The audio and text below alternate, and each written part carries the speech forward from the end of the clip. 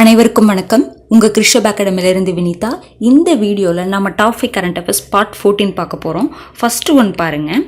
Election பார்த்தீங்க 1951 52 நடைபெற்ற முதல் மக்களவைத் தேர்தலில் போட்டியிட்ட 53 அரசியல் கட்சிகளில் தேசிய அந்தஸ்து பெற்ற கட்சிகளின் எண்ணிக்கை அப்படின்னு சொல்லி கேட்குறாங்க. அப்போ அதாவது ஃபஸ்ட்டு மக்களவைத் தேர்தல் எந்த வருஷங்க நடந்துச்சு? 1951 52 வரைக்கும். அதில் எத்தனை கட்சிகள், அதாவது மொத்தமாக எத்தனை கட்சிகள் போட்டியிட்டாங்கன்னா 53 கட்சிகள் போட்டியிட்டாங்க. அதில் தேசிய அந்தஸ்து பெற்ற கட்சிகளுடைய எண்ணிக்கை எவ்வளோன்னு பார்த்தீங்கன்னா 14.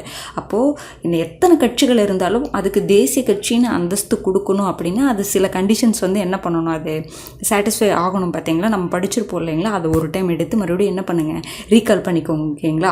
அப்போது 14 கட்சிகளுக்கு என்னங்க இருந்துச்சு, தேசிய கட்சி அந்தஸ்து இருந்துச்சு. இப்போ எவ்வளோ கட்சிகள் அந்தஸ்து இருக்குதுன்னு பார்த்தீங்கன்னா 6 கட்சிகளுக்கு மட்டும்தான் இருக்குது. நம்மளுடைய ஸ்கூல் புக்கில் இருக்குங்க 7 அந்த மாதிரிலாம் இருக்கும். ஏன்னா இப்போ கொஞ்சம் மாறிடுச்சு, சரிங்களா? இதை நம்ம ஸ்கூல் புக்கில் அப்டேட் பண்ணி வச்சுக்கோங்க. தற்போது எத்தனை கட்சிகளுக்கு தேசிய கட்சி அந்தஸ்து இருக்குதுன்னு பார்த்தீங்கன்னா 6க்கு மட்டும்தான் இருக்குது. அப்போ எந்தெந்த கட்சிகள்னு பாருங்கள். பாஜக, காங்கிரஸ், பகுஜன் சமாஜ், மார்க்சிஸ்ட் கம்யூனிஸ்ட், தேசிய மக்கள் கட்சி மற்றும் ஆம் ஆத்மி. ஓகேங்களா? பாஜக, காங்கிரஸ், பகுஜன் சமாஜ், மார்க்சிஸ்ட் கம்யூனிஸ்ட், தேசிய மக்கள் கட்சி, ஆம் ஆத்மி. இப்போ ரொம்ப முக்கியமானதுங்க, ஃபஸ்ட்டு எலெக்ஷனில் 14 கட்சிகளுக்கு தேசிய அந்தஸ்து இருந்துச்சு. இப்போ என்னங்க, இப்போ 2024 நடக்கிறதுல 6 கட்சிகளுக்கு மட்டும்தான் இருக்குது. ஓகேங்களா? அடுத்தது பாருங்கள், நம்ம ஒரு ஆப் ஏற்கனவே ஒன்று பார்த்தோம் இல்லைங்களா, தேர்தல் சம்மந்தமாக ஏதாவது அந்த விதிமுறை மீறல் சம்மந்தமாக ஏதாவது புகார் தெரிவிக்கணும் அப்படின்னா நம்ம விஜில் அப்படிங்கிற ஆப் மூலமாக நம்ம என்ன பண்ணலாம், தெரிவிக்கலாம். இப்போ பாருங்க, வேறு என்னென்ன ஆப் இருக்குன்னு பாருங்கள். இதில் இந்திய தேர்தல் ஆணையம் வேட்பாளர்களுக்காக உருவாக்கிய செயலி, அதாவது வேட்பாளர்களுக்காக உருவாக்கிய செயலி எதுங்க, சுவிதா.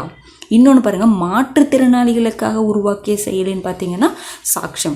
அப்போ 3 செயலி பார்த்தோம். விஜில்ங்கிறது தேர்தல் விதிமுறை மீறல் சம்பந்தமாக புகார் தெரிவிக்கிறதுக்காக. சுவிதா ஆப் அப்படிங்கிறது என்னதுங்க, வேட்பாளர்களுக்காக உருவாக்கப்பட்ட செயலி. மாற்றுத்திறனாளிகளுக்காக உருவாக்கப்பட்ட செயலி எதுன்னு பார்த்தீங்கன்னா சாக்ஷம். ஓகேங்களா? அடுத்தது பாருங்கள், ரொம்ப முக்கியமானதுங்க, செயற்கை நுண்ணறிவு சம்பந்தமான ஒரு கொஷின். கேரளாவின் பள்ளி வடிவமைத்த இந்தியாவின் முதல் ஏஐ ஆசிரியை எதுன்னு பார்த்தீங்கன்னா ஐரிஸ். அதாவது ஏஐ, செயற்கை நுண்ணறிவு ஆசிரியை அப்படின்னு சொல்லிட்டு ஒன்று என்ன பண்ணியிருக்காங்க அப்படின்னா, கேரளாவுடைய ஒரு பள்ளி என்ன பண்ணியிருக்காங்கன்னா வடிவமைச்சிருக்காங்க. அதாவது என்னென்னா, இந்தியாவின் முதல் ஏஐ ஆசிரியை யாருன்னு பார்த்தீங்கன்னா அதுக்கு என்ன பேர் வச்சுருக்காங்க, ஐரிஸ் அப்படின்னு சொல்லிட்டு பேர் வச்சுருக்காங்க. அப்போ பாருங்கள், கேரளாவின் திருவனந்தபுரத்தில் உள்ள கேடிசிடி மேல்நிலைப்பள்ளி மேக்கர் லேப்ஸ் எஜுடெக் எனும் தொழில்நுட்ப கல்வி நிறுவனத்துடன் இணைந்து வடிவமைத்துள்ளது. ஓகேங்களா? யார் வடிவமைச்சிருக்காங்கன்னு கொடுத்துருக்காங்க. அது கூட ரொம்ப முக்கியம் இல்லை, எந்த பள்ளி, எந்த மாநிலத்துடைய பள்ளி, இல்லைன்னா இந்தியாவின் முதல் ஏஐ ஆசிரியைக்கு என்ன அந்த பெயர் என்ன, அந்த மாதிரி கேட்பாங்க. ஓகேங்களா? அதை பார்த்து வச்சுக்கோங்க. அடுத்தது பாருங்கள், ஒரு விருதுங்க. 2022 ஆண்டிற்கான கவிக்கோ விருது யாருக்கு வழங்கப்பட்டதுன்னு பார்த்தீங்கன்னா கவிஞர் நெல்லை ஜெயந்தா. அப்போ 2022 கவிக்கோ விருது பார்த்தீங்கன்னா கவிஞர் நெல்லை ஜெயந்தாக்கு. ஏன்னா நம்ம விருதெல்லாம் ஒரே இடத்துல பார்த்தோம்னா நமக்கு கன்ஃபியூஸ் ஆகிற மாதிரி இருக்குங்க. அதனால தான் அங்கங்கே கொடுத்துட்ருக்கோம். நீங்கள் அந்தந்த பார்ட் வரும்பொழுது அதை அப்பப்போவே நோட் பண்ணி வச்சுக்கோங்க. கடைசியில் சேர்ந்துச்சுன்னா ரொம்ப அதிகமாக போயிடும், சரிங்களா? அதனால தான் ஒரு இதில் ஒரே ரிலேட்டடாக இல்லாமல் கொஞ்சம் கலந்து கொடுத்துட்ருக்கோம். ஓகேங்களா? பார்த்துக்கோங்க. அடுத்தது பாருங்கள், இது யூனிட் 8 வரக்கூடிய ஒரு முக்கியமான ஒரு கொஷின்.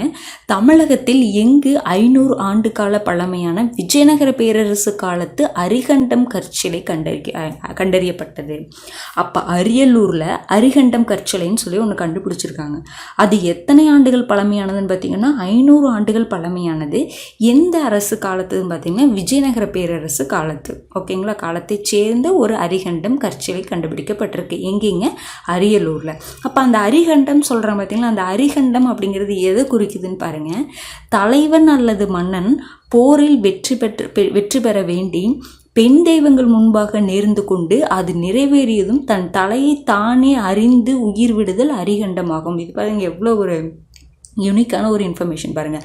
அரிகண்டம்னு என்னதுங்க, தலைவனும் மன்னனும் என்ன பண்ணுவாங்க, போரில் நான் வெற்றி பெற வேண்டி பெண் தெய்வங்கள் முன்னாடி என்ன பண்ணுவாங்க, நேர்ந்துக்கிட்டு அந்த போரில் அவங்க ஜெயிச்சிட்டாங்கன்னா என்ன பண்ணிடுவாங்கன்னு சொல்கிறாங்க, தன் தலையை தானே அறிந்து கொண்டு என்ன பண்ணிடுவாங்க, உயிர் விடுதலை தான் என்ன சொல்கிறாங்க, அரிகண்டம் அப்படின்னு சொல்லி சொல்கிறாங்க. அப்போ அரிகண்டம் அரியலூர் அதில் இருக்கு பார்த்தீங்களா.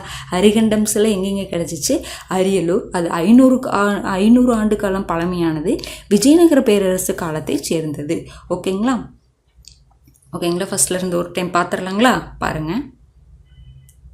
ஃபஸ்ட் முதல் மக்களவைத் தேர்தலில் 53 அரசியல் கட்சிகள் போட்டிட்டாங்க பார்த்தீங்களா. அதில் எத்தனை கட்சிகள் தேசிய கட்சிகள் அந்தஸ்து பெற்றதுன்னு பார்த்தீங்கன்னா 14. இப்போ எவ்வளோ கட்சிகளுக்கு மட்டும்தான் தேசிய கட்சி அந்தஸ்து இருக்குங்க, 6க்கு மட்டும்தான் இருக்குது. ஓகேங்களா. அடுத்தது இந்திய தேர்தல் ஆணையம் வேட்பாளர்களுக்காக உருவாக்கிய செயலை பார்த்தீங்கன்னா சுவிதா, மாற்றுத்திறனாளிகளுக்காக உருவாக்கிய செயலை பார்த்தீங்கன்னா சாக்ஷம். அடுத்தது கேரளாவின் பள்ளி வடிவமைத்த இந்தியாவின் முதல் AI ஆசிரியை யாருன்னு பார்த்தீங்கன்னா ஐரிஸ். அடுத்தது கவிக்கோ விருது யாருக்கு கொடுக்கப்பட்டதுன்னு பார்த்தீங்கன்னா கவிஞர் நெல்லை ஜெயந்தா. அடுத்தது 500 ஆண்டு கால பழமையான விஜயநகர பேரரசு காலத்து அரிகண்டம் கற்சிலை எங்கே கண்டறியப்பட்டதுன்னு பார்த்தீங்கன்னா அரியலூர். ஓகேங்களா. இந்த பாட்டுக்கான இன்ஃபர்மேஷன் அவ்வளோதாங்க. அடுத்த வீடியோவில் சந்திக்கலாம். நன்றி.